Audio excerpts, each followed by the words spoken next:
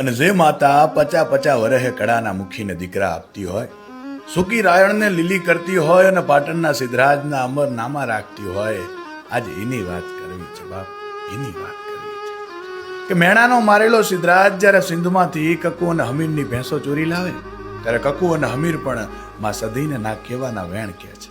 ને સધી પાટણના પીરોની ચોકી તોડીને હુતરના દોરે હિંચકા ખાઈ મહેલની રાણીઓને દાસીઓને ધૂણતી કરી અને સિદ્ધરાજને નમાવે છે.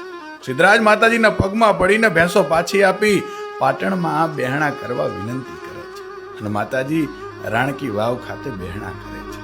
વીરભણ રાવણને ખબર પડી કે માતાજી સિંધથી રિસાઈને પાટણ આવ્યા છે તો એ 2 મહિના સુધી એક પગે માતાજીની ભક્તિ કરે છે અને માતાજી પ્રસન્ન થતા તેમને પોતાની સાથે ગામ આવવા અરજી કરે છે.